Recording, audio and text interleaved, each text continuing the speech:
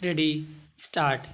ऋषि कपूर का इस दुनिया से चले जाना वास्तव में भारतीय सिनेमा की मजबूत बुनियाद से एक जरूरी ईंट का सरक जाना है।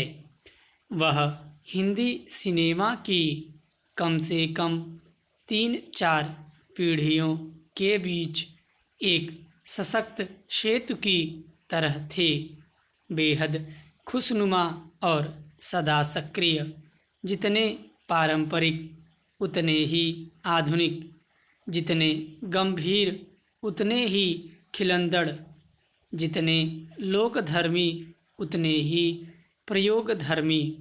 अपने दादा पृथ्वीराज कपूर और पापा राज कपूर की दुनिया से खाद पानी लेकर नई दुनिया के लिए तत्पर रहने वाले ऋषि कपूर को भूलना नामुमकिन है। भारतीय सिनेमा में उनकी छवि एक ऐसे चमकदार प्रेमी के रूप में रही जिसने देश की कम से कम 3 पीढ़ी के प्रेमियों को प्रेरित किया। राजेश खन्ना के सुपरस्टार दौर की स्नेहिल पुकार से होकर निकले बॉबी के प्रेम ने न केवल एंग्री यंग मैन के दशक को पार किया, बल्कि समांतर सिनेमा के खुरदुरे आक्रोश भरे दशक के भी पार पहुंच गए। यह उनकी अभिनय प्रतिभा और अथक प्रेमी की छवि का ही प्रताप था कि 1992 में वह दीवाना में सोचेंगे तुम्हें प्यार करें कि नहीं गाते नजर आए और दर्शकों ने उन्हें हाथों हाथ लिया।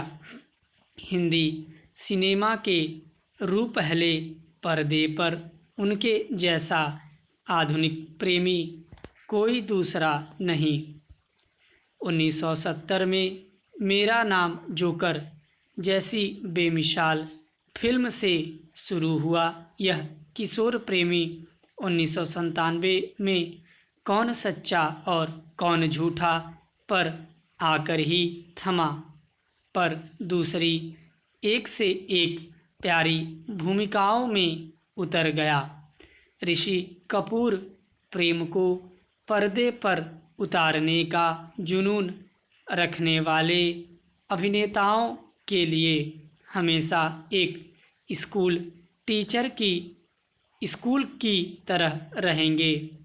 हाथों में गिटार हो या डफली, शायद ही वैसे कोई बजाता दिखेगा जैसे ऋषि कपूर दिखते थे। एक प्रेमी के रूप में उनकी स्मार्टनेस हमेशा सीखने योग्य रहेगी। न जाने कितनी अभिनेत्रियों को उनके साथ फिल्मों में कदम रखने का मौका मिला।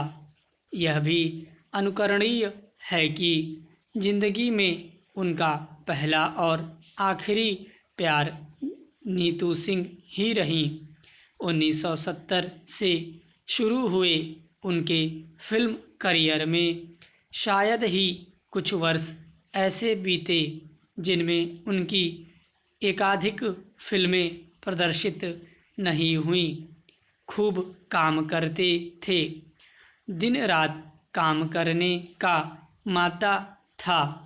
अभिनय के केवल अलावा कोई दूसरी कला उन्हें नहीं भाई।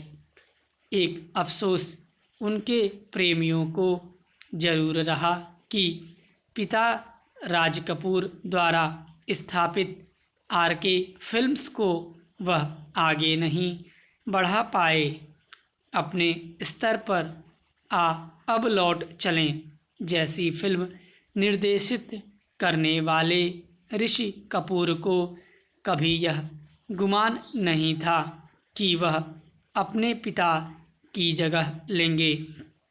उन्हें अपनी क्षमताओं का बेहतर अंदाजा था। वह वही करते थे जो उन्हें ठीक से करना आता था। उनका चरित्र लगभग पारदर्शी था। आश्चर्य नहीं, उन्होंने अपनी आत्मकथा का नाम रखा खुल्लम खुल्ला।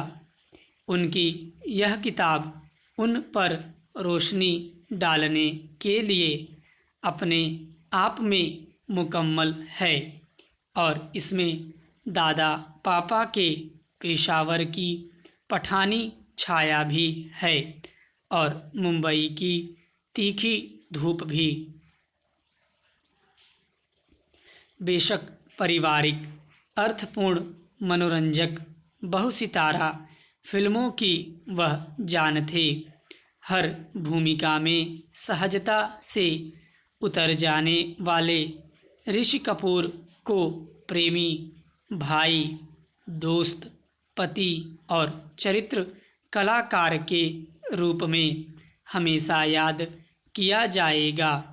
इस दुनिया से उनकी विदाई हुई है, लेकिन रूप पहले पर्दे पर तो वह हमेशा रहेंगे और उनके दीवानों का दिल यही गुहार लगाता रहेगा, डफली वाले डफली बजा। स्टॉप।